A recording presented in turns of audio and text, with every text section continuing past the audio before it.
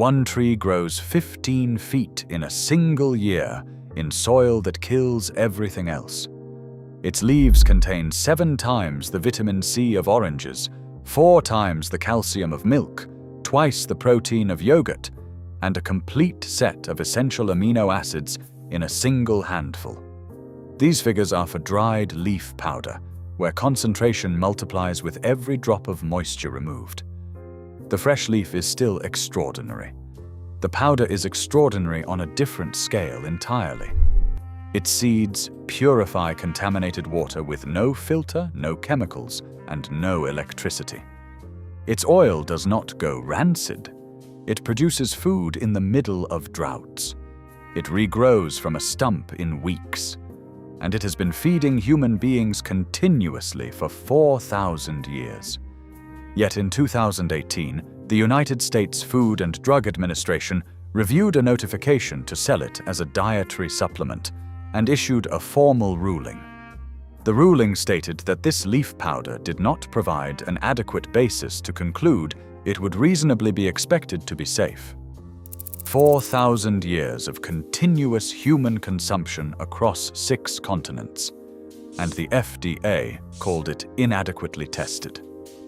This is the story of the most useful tree on Earth, and of why a modern government agency looked at 4 millennia of hard evidence and decided it was not enough. Welcome to Nature's Lost Vault. The archive opens in northern India, roughly 2,000 years before the Common Era, in the region that ancient Sanskrit texts would later call the birthplace of the science of life. The 2 foundational texts of Ayurvedic medicine, compiled over centuries, both document this tree in detail. They call it Shigru.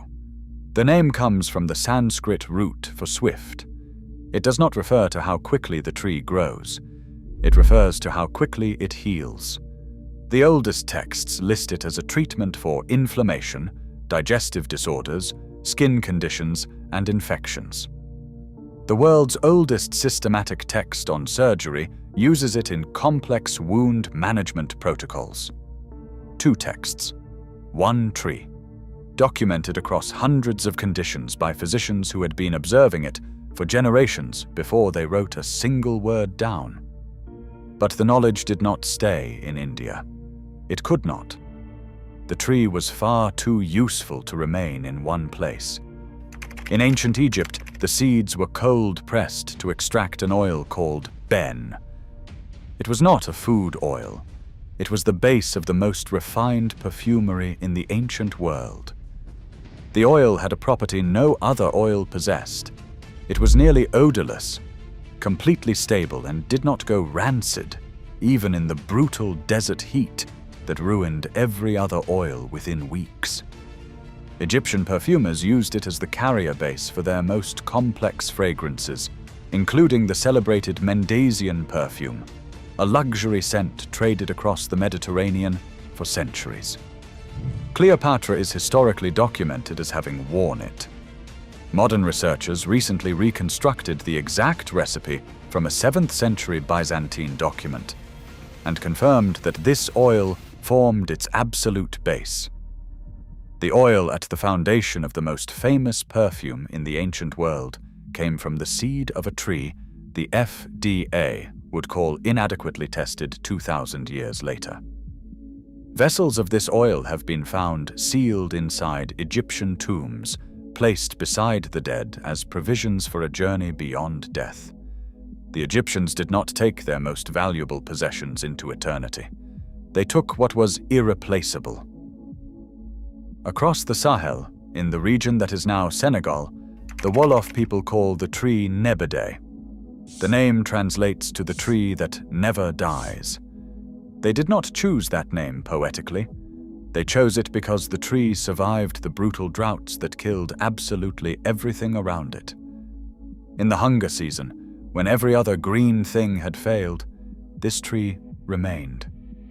Mothers fed its leaves to children whose bodies were failing from malnutrition. They had no way of knowing that those leaves contained every single essential amino acid the human body cannot produce on its own. They only knew that children who ate them recovered, and children who did not often did not survive. In the Philippines, it is called malunggay, the mother's tree. After giving birth, women traditionally ate the leaves to strengthen their milk supply, an effect that pediatricians in the Philippines have documented in clinical observation for generations.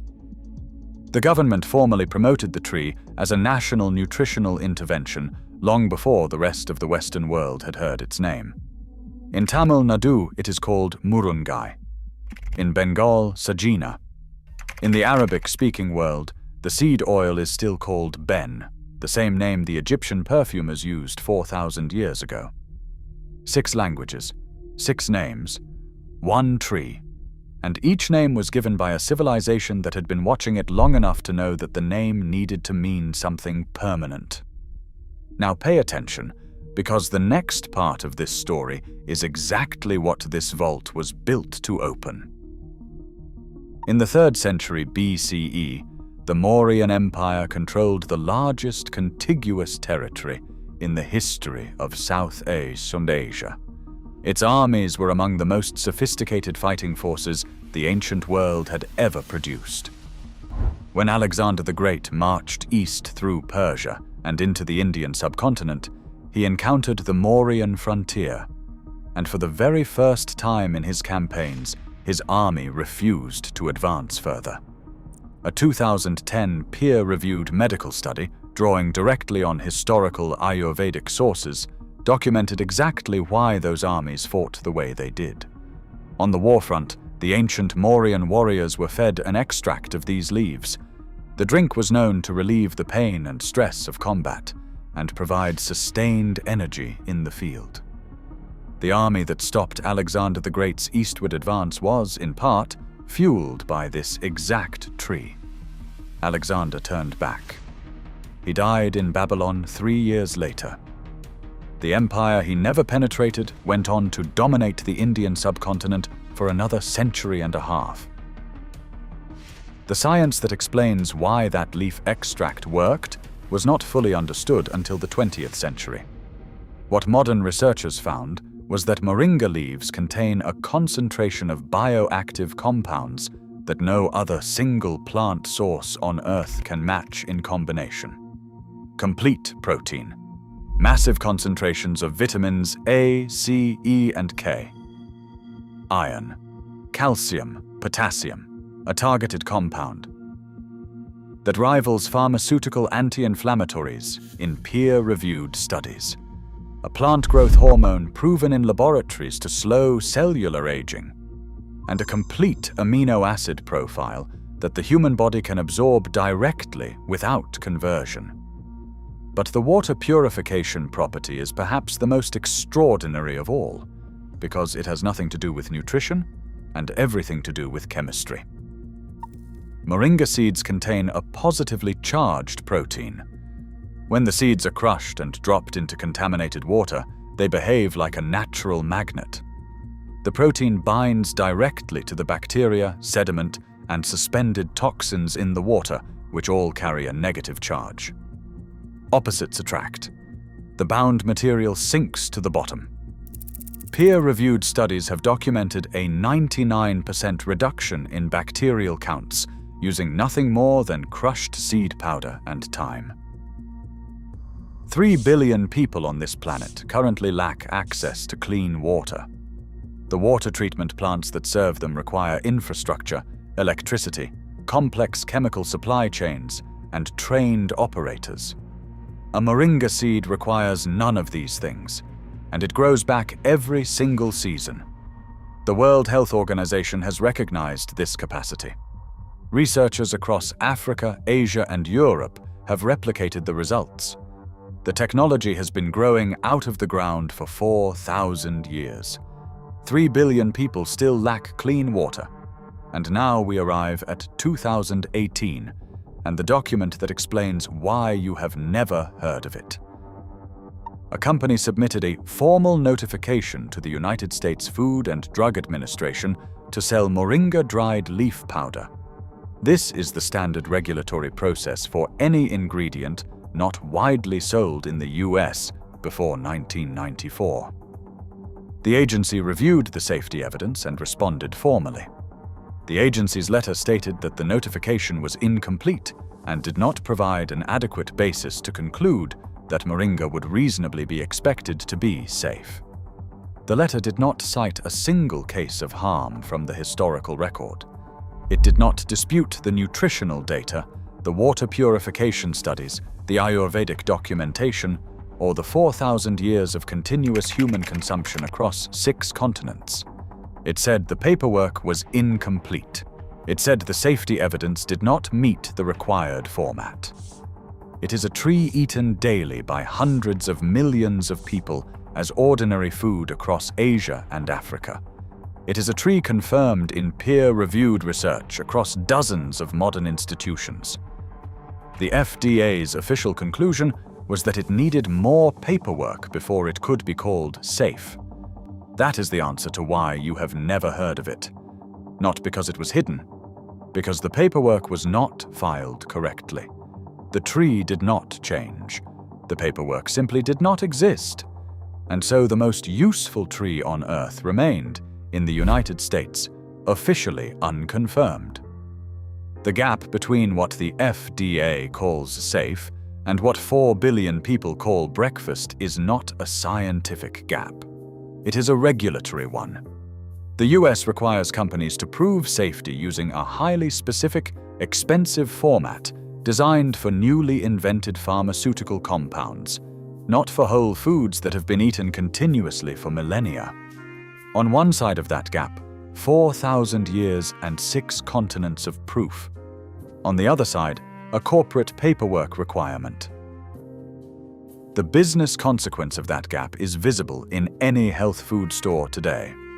Moringa powder, sourced from women's cooperatives in Senegal, costs less than $1 a pound to produce. That same powder, repackaged with an American brand, costs $22 a pound. The gap between those two prices is not logistics. It is the cost of the regulatory framework, the labeling compliance, and the imported branding. The tree itself has not changed in 4,000 years.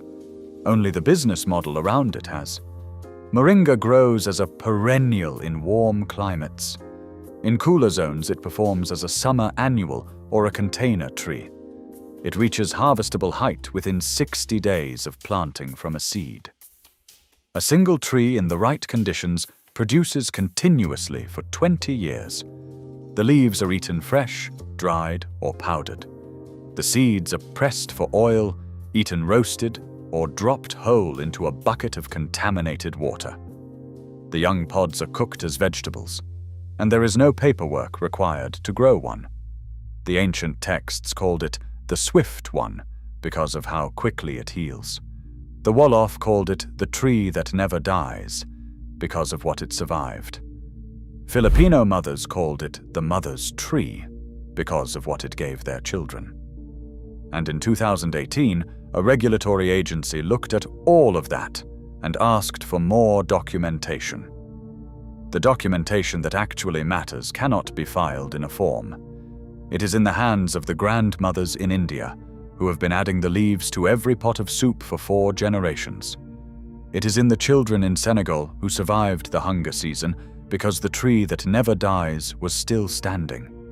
It is in the peer-reviewed literature that finally confirmed what every civilization that ever found this tree already knew.